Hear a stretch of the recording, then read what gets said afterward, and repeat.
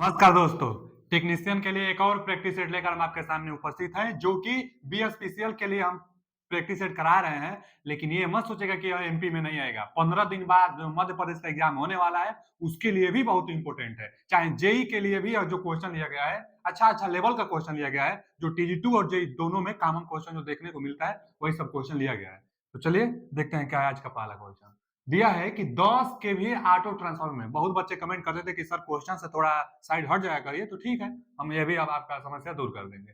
10 KVA auto transformer में घूर्णी अनुपात मतलब टर्न अनुपात 10.4 है, तो प्रेरण द्वारा स्थानांतरित शक्ति ज्ञात करिए। अच्छा, किसके लिए है? तो ऑटो ट्रांसफार्मर के लिए। 10 केवीए ऑटो ट्रांसफार्मर। देखिए बच्चा, जो ऑटो ट्रांसफार्मर होता है ना, आप जानते होंगे कि उसमें सिर्फ एक ही वाइंडिंग होता है। ये तो आप जानते होंगे कि जो ऑटो ट्रांसफार्मर होता है उसमें एक ही वाइंडिंग होता है। मान लीजिए इधर है इनपुट और आउटपुट चाहिए, तो इसमें टेपिंग की व्यवस्था होती है, तभी तो वोल्टेज रेगुलेटर में ऑटो ट्रांसफार्मर का प्रयोग किया जाता है।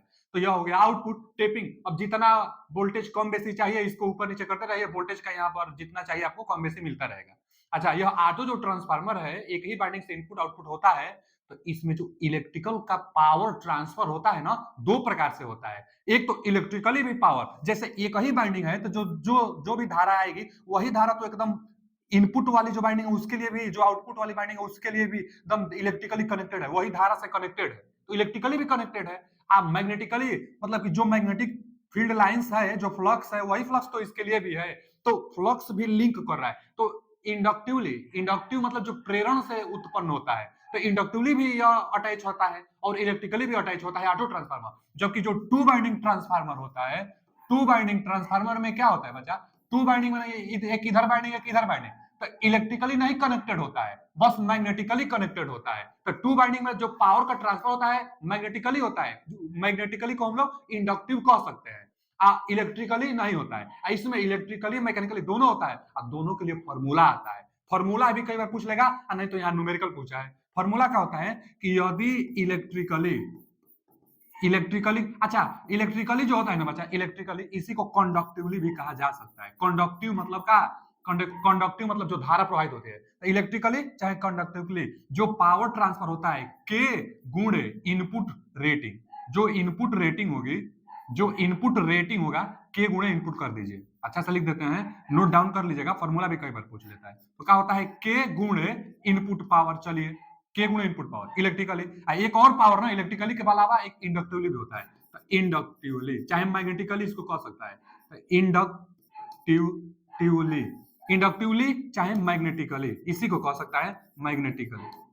तो जो मैग्नेटिकली चाहे इंडक्टिवली होते, इसके लिए ना 1 माइनस के गुणे इनपुट रेटिंग चाहे input power, input power 1 minus के। अच्छा, के क्या है यहाँ पर? के गुणे इनपुट, 1 माइनस के गुणे इनपुट, के क्या है? के को टर्न अनुपात भी कह सकते हैं, टर्न रेशियो भी कह सकते हैं। बस इतना जानिए कि के का मान 1 से कम होना चाहिए। फॉर्मूला लगाते समय के का मान 1 से कम होना चाहिए, और के का मान 1 से कम होने के लिए क्या करेंगे आप? के का मान 1 से कम होने के लिए हाई वोल्टेज नीचे, एचटी मतलब हाई वोल्टेज रख दीजिए। हाई वोल्टेज क्या करेंगे बच्चा? हाई वोल्टेज नीचे रखेंगे। हाई वोल्टेज आप नीचे रखेंगे, हाई वोल्टेज नीचे और लो वोल्टेज ऊपर, तो के का मान निकल जाएगा। दो वोल्टेज दिया रहेगा इनपुट आउटपुट, तो लो वोल्टेज बटा में हाई वोल्टेज, के का मान निकल जाएगा। अच्छा, यदि के का मान 1 से ज्यादा है तो क्या करेंगे? तो 1 बटा में यही फॉर्मूला लिखेंगे, लेकिन 1 बटा में के लगा देंगे। 1 बटा में के फॉर्मूला लगा देंगे। अगर के का मान 1 से ज्यादा हुआ तब, ज्यादातर जितना न्यूमेरिकल आता है के का मान 1 से कम देता है, इसीलिए यही फॉर्मूला किताब में भी देखेंगे। देखिए यहाँ पर 10 के भी ऑटो ट्रांसफार्मर में टर्न अनुपात 10.4, 1 से कम है ना, एकदम हमेशा देता है 1 से कम, तो टर्न अनुपात 10.4 है। तो इंडक्टिवली प्रेरण द्वारा इंडक्टिवली स्थानांतरित शक्ति यानी इंडक्टिवली 1 माइनस के गुणे इनपुट रेटिंग, तो लगा दीजिए। के का मान 10.4 दिया है, 1 माइनस के, तो 1 माइनस के का मान 10.4 दिया है। अच्छा, गुणे गुणे इनपुट पावर कितना है? 10 के भी ऑटो ट्रांसफार्मर, तो रेटिंग उसका रेटिंग है, गुणा किया जाता है, तो गुणे 10। अब करिए गुणा, तो 1 में से 10.4 घटाएंगे तो 10.6 गुणे 10, यानी निकल कर आ जाएगा 6। 10 किस में है? केवीए में है ना, तो ये अभी केवीए में ही इसका जवाब होगा। दिखाई दे रहा है ना, तो ये अभी केवीए में ही जवाब होगा। ठीक है ना जी? तो इसका कौन सा ऑप्शन? 6 केवीए, 6 केवीए कहां है? देखिए B option is right answer. बस फॉर्मूला आप जानते रहेंगे तो सवाल तो एकदम आसानी से बने। फॉर्मूला नहीं तो छोटा सा न्यूमेरिकल आता है, पूछ लेगा आपसे। तो B option is right answer, inductively पूछा था। चलिए आगे क्वेश्चन देख लीजिए। संचरण लाइन के लिए बूस्टर ट्रांसफार्मर प्रयुक्त किए जाने के लिए किस स्थान की वरीयता दी जाती है? अच्छा, ये तो आप जानते हैं कि transmission line, DC transmission line में बूस्टर ट्रांसफार्मर का प्रयोग किया जाता है, बूस्टर का प्रयोग किया जाता है। क्यों किया जाता है? क्योंकि जो डीसी ट्रांसमिशन लाइन होते हैं उसमें वोल्टेज का ड्रॉप हो जाता है। अब वोल्टेज ड्रॉप की भरपाई करने के लिए, जितना वोल्टेज हम ट्रांसमिट करें उतना ही वोल्टेज भेजने के लिए, वोल्टेज जो ड्रॉप हुआ है उसकी भरपाई करने के लिए बूस्टर का प्रयोग किया जाता है। अच्छा जी, तो बूस्टर में आखिर होता क्या है? बूस्टर का प्रयोग, जैसे बूस्टर क्या होता है? तो डीसी सीरीज जनरेटर, लिख लीजिए DC series, DC DC series generator. जो डीसी सीरीज जनरेटर होता है ना बच्चा, यही इसी को हम लोग क्या कहते हैं? बूस्टर कहते हैं। इसी को बूस्टर कहते हैं। अच्छा, डीसी सीरीज जनरेटर क्या होता है? अचानक हाई वोल्टेज को क्या करता है? इंड्यूस करता है ना, तो नो लोड पर भी ज्यादा वोल्टेज प्रोवाइड कराता है, तो वही जो वोल्टेज ड्रॉप होगी उसकी भरपाई कराएगा डीसी सीरीज जनरेटर। अच्छा, डीसी सीरीज जनरेटर वोल्टेज उत्पन्न कराएगी, तो जनरेटर को तो मैकेनिकल पावर चाहिए। कौन मैकेनिकल पावर देगा? तो DC shunt motor. DC shunt motor की सहायता से डीसी सीरीज जनरेटर को हम लोग रोटेट कराएंगे, तो यह बिजली बनेगी जो ट्रांसमिशन लाइन में बूस्टर का काम करेगा। लेकिन बूस्टर चाहे डीसी सीरीज जनरेटर को कहां लगाएंगे? तो जो ट्रांसमिशन लाइन होती है तो बीच में लगाई जाती है, बीच में जो डीसी सीरीज जनरेटर होता है लगाई जाती है। तो कहां? यही ना, संचरण लाइन में बूस्टर ट्रांसफार्मर प्रयुक्त किए जाने के लिए किस स्थान की वरीयता दी जाती है? तो बीच में दिया है। रिसीविंग इन पर? नहीं। सेंडिंग इन पर? नहीं। इंटरमीडिएट पॉइंट पर? यस, इंटरमीडिएट पॉइंट पर, यानी बीच में मध्यवर्ती बिंदु पर बूस्टर का प्रयोग किया जाता है। C option is right answer. DC series generator booster कहलाता है। अगला क्वेश्चन क्या है कि प्रेरण मोटर की स्लिप 0.04 है और मोटर की आवृत्ति 60 हर्ट्ज है, तो रोटर धारा की आवृत्ति लाखों बार, यह क्वेश्चन हम करा चुके हैं। फिर आ गया है, आएगा एक क्वेश्चन आपके एग्जाम में भी, चाहे मध्य प्रदेश का दीजिए चाहे कोई भी टेक्निकल एग्जाम दीजिए। कौन सी?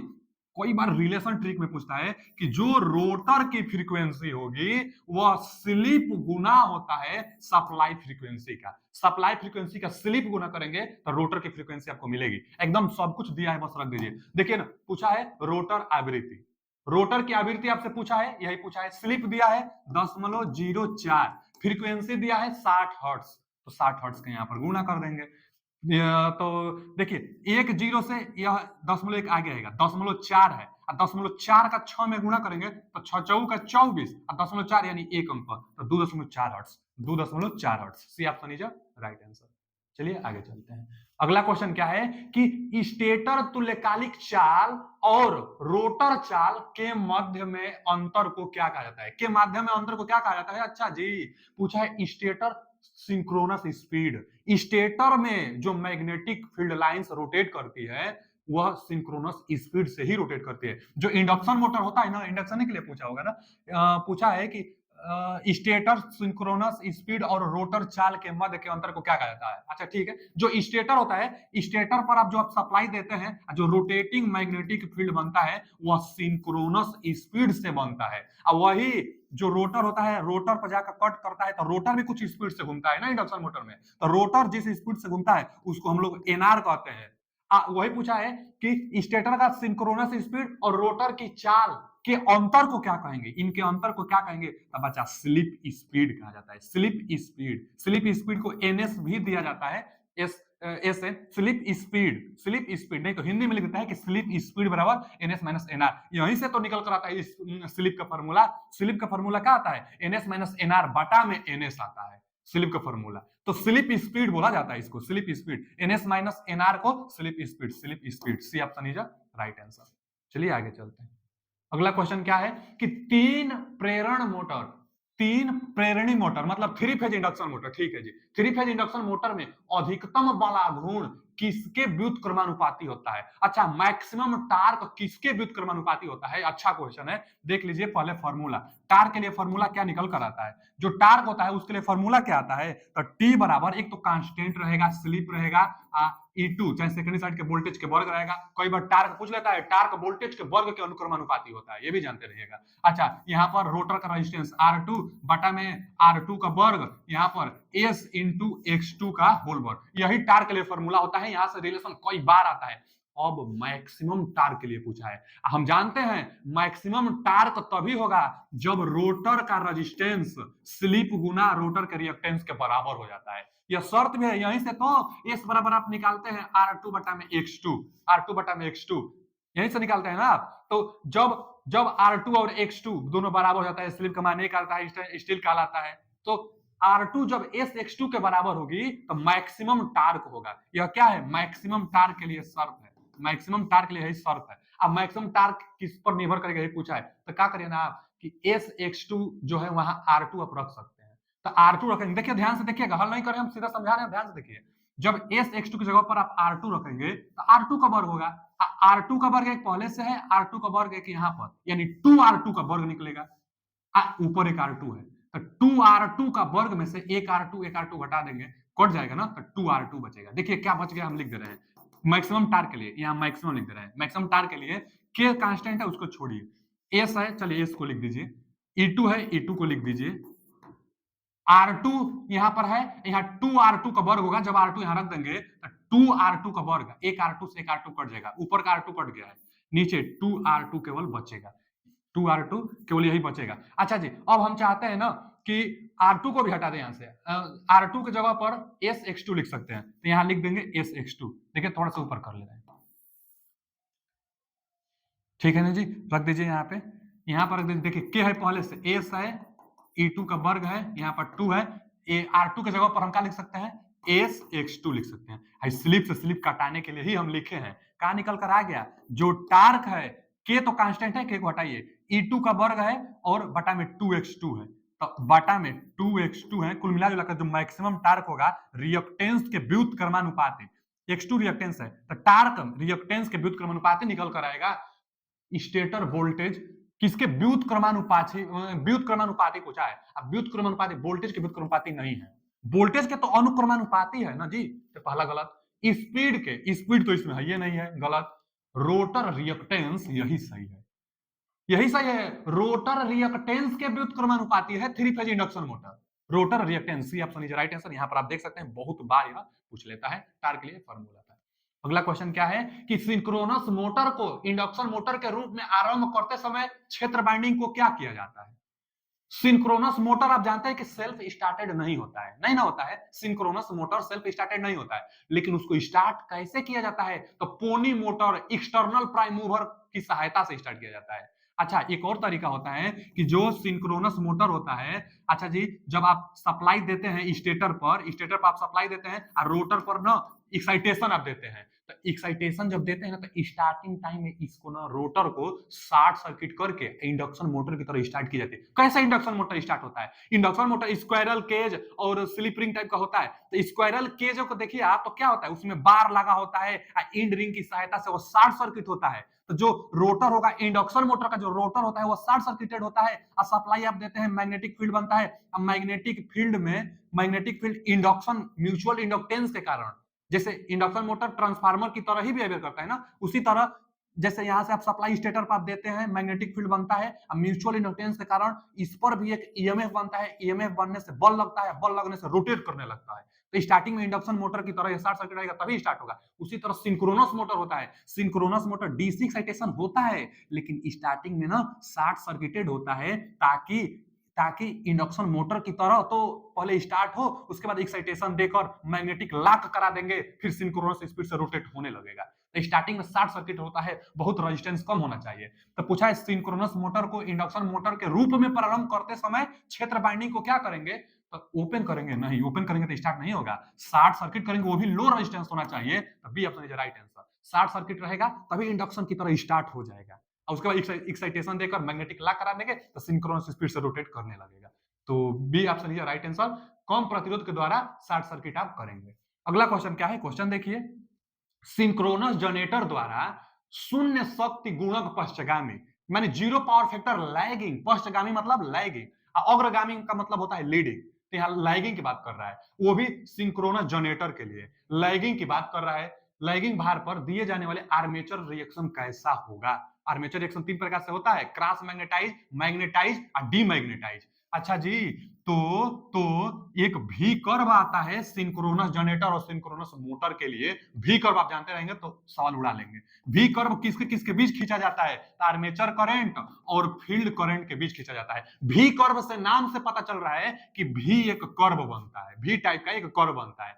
अच्छा, जहां सबसे कम आर्मेचर करंट होता है यही होता है unity power factor. Unity power factor पर ही armature reaction cross magnetising effect होता है। लेकिन यहाँ यूनिटी पावर फैक्टर नहीं पूछा है, यहाँ क्या पूछा है? यहाँ पूछा है पश्चगामी लैगिंग में पूछा है। अच्छा जी, तो और एक जानिए, जनरेटर पूछा है ना, जनरेटर सिंक्रोनस जनरेटर। तो जनरेटर में ना इधर मिलता है आपको लैग, ये तो याद करना पड़ेगा किधर लैग किधर लीड होता है। तो याद कर लीजिए कि राइट साइड में क्या होगा? लैग होगा, इधर क्या होगा? लीड होगा। इस साइड में यूनिटी पावर फैक्टर से पहले आएंगे, फील्ड करंट का मान कम करेंगे तो लीडिंग पावर फैक्टर मिलता है। अब फील्ड करंट का मान अगर ओवर एक्साइटेशन करेंगे, ज्यादा करेंगे, ओवर करेंगे तो लैग मिलता है जनरेटर में। अब मोटर में उल्टा हो जाता है। अच्छा जी, अब आप सोचिए लैगिंग केस में फील्ड करंट का मान ज्यादा है यानी ओवर एक्साइटेशन है। ओवर एक्साइटेशन पर ना डीमैग्नेटाइजिंग इफेक्ट मिलता है, जो आर्मेचर रिएक्शन मिलता है डीमैग्नेटाइजिंग। अंडर एक्साइटेशन पर ना जो मिलता है आर्मेचर रिएक्शन मैग्नेटाइजिंग। तो magnetizing armature reaction leading case में अंडर एक्साइटेशन पर, ओवर एक्साइटेशन पर डीमैग्नेट, ओवर यानी डीमैग्नेटाइजिंग। तो ओवर एक्साइटेशन पर डीमैग्नेटाइजिंग लैग के केस में, लैग के केस में पूछा है। लैग के केस में आर्मेचर रिएक्शन डीमैग्नेटाइज होगा, डीमैग्नेटाइज होगा। A option is right answer. चलिए आगे चलते हैं, बहुत इंपॉर्टेंट क्वेश्चन है, कई बार पूछ लेता है। अगला क्वेश्चन क्या है कि किस प्रयोज्यता के लिए प्रतिष्ठम्भ मोटर मतलब रिलक्टेंस मोटर होगा। देखिए reluctance motor is preferred. Reluctance motor का प्रयोग, ओहो, हम बताए थे आपको, एक होता है रिलक्टेंस मोटर, एक होता है हिस्टेरिसिस मोटर। दोनों का दोनों सिंगल फेज सिंक्रोनस मोटर है। हिस्टेरिसिस मोटर और रिलक्टेंस मोटर दोनों का दोनों सिंगल फेज सिंक्रोनस मोटर होता है। सिंक्रोनस स्पीड से चलता है और दोनों का दोनों आवाज बहुत कम करता है। हिस्टेरिसिस मोटर इसीलिए नॉइजलेस ऑपरेशन टेप रिकॉर्डिंग में प्रयोग किया जाता है और रिलक्टेंस मोटर का प्रयोग टाइमर में किया जाता है, वहां भी आवाज कम चाहिए तो टाइमर में किया जाता है रिलक्टेंस मोटर का। और रिलक्टेंस से मोटर पूछा है, रिलक्टेंस मोटर किसके लिए प्रेफर किया जाता है? ये दिया है ना कि इलेक्ट्रिक सेवर के लिए, तो गलत, इलेक्ट्रिक सेवर के लिए नहीं, फ्रिज के लिए गलत, सिग्नलिंग और टाइमिंग डिवाइसेस के लिए तो सही है। सिग्नल जो ट्रैफिक रोड पर सिग्नल लगता है ना, तो सिग्नल के लिए, और टाइमिंग के लिए तो टाइमिंग डिवाइसेस में भी लगता है। तो टाइमर में और सिग्नल में किसका? तो रिलक्टेंस मोटर का। बहुत बार ये पूछता है, तो C option is right answer. Hysteresis पूछता तब लगाते टेप रिकॉर्डर। आगे सिंगल फेज मोटर के संधारित्र को शॉर्ट कर दिया जाए तो क्या होगा? स्टार्ट नहीं होगा। सिंगल फेज मोटर में कैपेसिटर क्यों लगाई जाती है? स्टार्टिंग टार्क बनाने के लिए, टार्क अच्छा दे ताकि मोटर स्टार्ट हो। ये भैया सिंगल फेज इंडक्शन मोटर हम बहुत पढ़ाए थे आपको, थ्योरी जाकर पढ़ लीजिए, उसमें हम बताए थे आपको कैपेसिटर का प्रयोग किया ही जाता है ताकि स्टार्ट हो पाए। जो सीलिंग फैन होता है, स्टार्ट कैपेसिटर हटा लीजिए, स्टार्ट नहीं होगा। अलग से टार्क जिस दिशा में देंगे उस दिशा में स्टार्ट भले हो जाएगा। अब कैपेसिटर लगेगा तो अपने से स्टार्ट हो जाता है। तो स्टार्ट करने के लिए कैपेसिटर का प्रयोग किया जाता है। तो सिंगल फेज इंडक्शन मोटर में कैपेसिटर का प्रयोग शॉर्ट सर्किट कर दिया जाए तो क्या होगा? तो स्टार्ट नहीं होगा, मोटर आरंभ नहीं होगा। पहला ही ऑप्शन सही है। शॉर्ट सर्किट कर देंगे तो मोटर आरंभ नहीं होगा। आगे एक बड़े जनरेटर में डैम्पर बाइंडिंग का उपयोग है।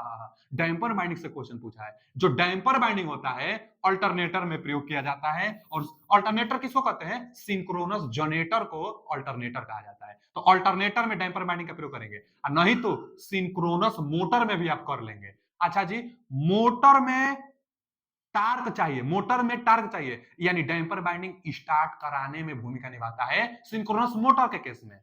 सिंक्रोनस मोटर में डैम्पर बाइंडिंग स्टार्टिंग में भूमिका निभाता है, लेकिन अल्टरनेटर में क्या करता है? तो हॉन्टिंग इफेक्ट को कम करता है। डैम्पर बाइंडिंग हॉन्टिंग इफेक्ट को कम करता है अल्टरनेटर में। अल्टरनेटर को सिंक्रोनस जनरेटर कहते हैं। तो बच्चा डैम्पर बाइंडिंग का काम हॉन्टिंग इफेक्ट को कम करना। हंटिंग इफेक्ट को जनरेटर के लिए पूछा है ना, जनरेटर के लिए हंटिंग इफेक्ट को कम करना। हंटिंग इफेक्ट को कम करना कहीं दिया ही नहीं है। हंटिंग इफेक्ट क्या होता है? वह इधर उधर ना थोड़ा कंपन करने लगती है, तो कंपन को कंट्रोल करेगा, वही हंटिंग इफेक्ट कहलाता है। तो कंपन को कंट्रोल करेगा डैम्पर बाइंडिंग। इसका मतलब हंटिंग नहीं दिया है लेकिन स्टेबिलिटी दिया है, तो यही सही होगा, क्योंकि कंपन करेगी तो हंटिंग इफेक्ट को दूर का मतलब स्टेबिलिटी आ रही है। डैम्पर बाइंडिंग से स्टेबिलिटी, स्थिरता उसमें बन रही है, तो स्थिरता की वृद्धि करेगा। तो ए option is right answer. Hunting नहीं दिया है तो स्थिरता दिया है ना, यही सही है, स्थिरता में वृद्धि करेगा। अगर सिंक्रोनस मोटर रहता तब जाकर वो स्टार्टिंग में भूमिका निभाता। चलिए आगे। अच्छा, डैम्पर बाइंडिंग कहाँ किया जाता है? तो जो डैम्पर बाइंडिंग होगी, जो पोल शू होता है ना बच्चा, तो पोल शू पर ही किया जाता है। यहाँ पर, यहाँ पर, यहाँ पर जो पोल शू होता है, आप तो पोल शू जानते होंगे ना, तो यहाँ पर, यहाँ पर, यहाँ पर, यहाँ पर, तो पोल शू पर डैम्पर बाइंडिंग का प्रयोग किया जाता है। चलिए आगे। अगला क्वेश्चन है, अल्टरनेटर्स में मौजूद हार्मोनिक्स किसे प्रभावित करता है? हार्मोनिक्स किसे प्रभावित करता है?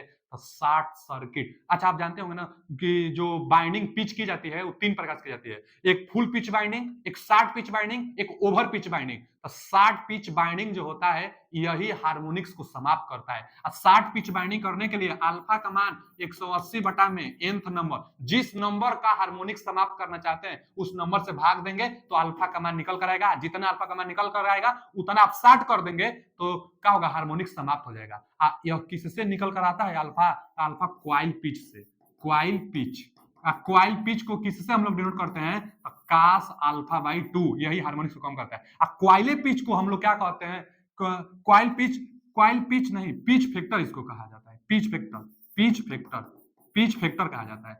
हालांकि क्वाइले पिच से निकल कर आता है लेकिन वो पिच फैक्टर इसको कहेंगे। अब पिच फैक्टर को हम लोग और एक नाम से जानते हैं जिसको हम लोग कहते हैं cording, cording factor. Cording factor भी इसी को कहा जाता है, कॉर्डिंग फैक्टर, कॉर्डिंग फैक्टर। तो कई बार यह दे देता है कॉर्डिंग फैक्टर नाम देगा, नहीं तो पिच फैक्टर नाम देगा, नहीं तो cos अल्फा बाई 2 को ही पिच फैक्टर हम लोग कहते हैं। एक होता है डिस्ट्रीब्यूटेड फैक्टर, तो उसके लिए फॉर्मूला क्या आता है? डिस्ट्रीब्यूटेड फैक्टर के लिए एफडी, डिस्ट्रीब्यूटेड फैक्टर के लिए फॉर्मूला निकल कर आता है sine M beta, sine M beta by 2 बटा में M sine beta by 2, M sine beta by 2। ठीक है जी। तो क्या फॉर्मूला निकल आता है डिस्ट्रीब्यूटेड फैक्टर के लिए? साइन एम बीटा बाई 2 बटा में M sine beta by 2। Distributed factor एक होता है, एक होता है डिस्ट्रीब्यूटेड फैक्टर, और एक का होता है, तो एक होता है पिच फैक्टर। अब वही पूछा अल्टरनेटर में हार्मोनिक्स किसे प्रभावित करेगा? हार्मोनिक्स यानी अल्फा से रिलेटेड। अल्फा किस फॉर्मूले में आएगा? तो पिच फैक्टर चाहे कोडिंग फैक्टर। तब यहां देख लीजिए, यहां देखेंगे आप तो पिच फैक्टर सही है, कोडिंग फैक्टर सही है, दोनों को एक ही कहते हैं। अब नाइदर कोडिंग और नाइदर पिच, तो ये गलत है। कोडिंग और पिच दोनों को, तो दोनों को, तो यहाँ पर कौन सा आप जवाब लगाएंगे? डी ऑप्शन लगाएंगे, क्योंकि दोनों एक ही बात है और दोनों से ही हार्मोनिक्स निर्भर करेगा। तो डी ऑप्शन ही ना राइट आंसर। अगला क्वेश्चन, सिंक्रोनस जनरेटर आ गया, फिर सिंक्रोनस जनरेटर से कैन रिक्त स्थान रिएक्टिव पावर। अच्छा जी, सिंक्रोनस जनरेटर प्रतिघाती शक्ति को, पावर 3 प्रकार से होता है ना, apparent power, active power, reactive power. तो रिएक्टिव पावर से पूछा है, तो सिंक्रोनस जनरेटर रिएक्टिव पावर को करता है। पहला पूछा है नाइदर जनरेट नॉर ऑब्जर्व, नहीं नहीं, दोनों करता है। Synchronous generator reactive power observe भी कर सकता है और आपको सप्लाई भी दे सकता है। रिएक्टिव पावर दोनों कर सकता है सिंक्रोनस जनरेटर। तो यहां बोला है कि कोई नहीं करेगा, गलत। ऑब्जर्व करेगा, कर लेता है। जनरेट, जनरेट एंड ऑब्जर्व, तो यही सही है, जनरेट एंड ऑब्जर्व। इसका कौन सा ऑप्शन सही है? तो C option is right answer. जो सिंक्रोनस जनरेटर होता है वह ओवर एक्साइटेशन होता है, ज्यादा एक्साइटेशन देंगे तो रिएक्टिव पावर वो सप्लाई करेगा। अगर कम एक्साइटेशन है, अंडर एक्साइटेशन है, तो ऑब्जर्व करता है रिएक्टिव पावर। इसलिए सिंक्रोनस जनरेटर दोनों काम करता है, ऑब्जर्व भी करता है और जनरेट भी करता है रिएक्टिव पावर को। तो C option is right answer. अगला क्वेश्चन क्या है कि किसी भी मामले में संचरण टावर की ऊंचाई बढ़ाने पर जो ट्रांसमिशन लाइन की टावर होती है, टावर को बड़ा करने पर क्या होगा? तो ट्रांसमिशन लाइन में जो टावर आप बढ़ाएंगे तो कैपेसिटेंस पर प्रभाव पड़ेगा, क्योंकि एप्सिलॉन नॉट ए बटा में डी यह कैपेसिटेंस का फॉर्मूला होता है। और टावर की हाइट आप बढ़ाएंगे तो हाइट जब बढ़ाएंगे तो कैपेसिटेंस का मान में कमी आएगा। तो टावर की हाइट बढ़ाने से शंट कैपेसिटेंस कम होता है, इंडक्टेंस लंबाई पर निर्भर नहीं करता है, तो इंडक्टेंस पर कुछ प्रभाव नहीं पड़ेगा। तो संचरण टावर में ऊंचाई बढ़ाने पर कैपेसिटेंस कम होगा। अब लाइन धारिता और प्रेरकत्व में परिवर्तन नहीं होगा, गलत। प्रेरकत्व में नहीं होगा लेकिन लाइन धारिता में कमी होगा। लाइन धारिता और प्रेरकत्व कम हो जाएंगे तो गलत, दोनों लिखा है कम हो जाएंगे, गलत लिखा है। लाइन धारिता घटेगी और लाइन प्रेरकत्व बढ़ेगा, गलत, क्योंकि यह चेंज नहीं होगा। आगे आगे, लाइन धारिता घटेगी परंतु लाइन प्रेरकत्व अपरिवर्तित रहेगा, यही सही है। सी, हाइट बढ़ाने से सी घटेगा लेकिन इंडक्टेंस लंबाई पर निर्भर नहीं करता है, इसलिए यह अपरिवर्तित रहेगा। D option right answer. Transmission line से यह क्वेश्चन था।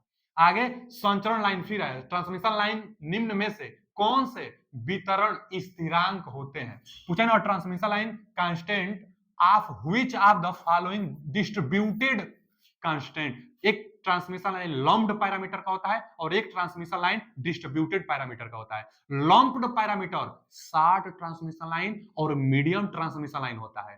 Distributed parameter long transmission line होता है। अच्छा, जो लॉन्ग ट्रांसमिशन लाइन होता है उसमें रेजिस्टेंस भी होता है, इंडक्टेंस भी होता है, कैपेसिटेंस भी होता है, कंडक्टेंस भी होता है। चारों पैरामीटर होता है किसमें? तो डिस्ट्रीब्यूटेड पैरामीटर में। मतलब लॉन्ग ट्रांसमिशन लाइन में चारों पैरामीटर होता है। शॉर्ट ट्रांसमिशन लाइन में कैपेसिटर नहीं होता है, कैपेसिटेंस नहीं होता है। कोई बार क्वेश्चन पूछता है कि शॉर्ट ट्रांसमिशन लाइन में क्या नहीं होता है, तो रेजिस्टेंस इंडक्टेंस होता है परंतु कैपेसिटेंस नहीं होता है।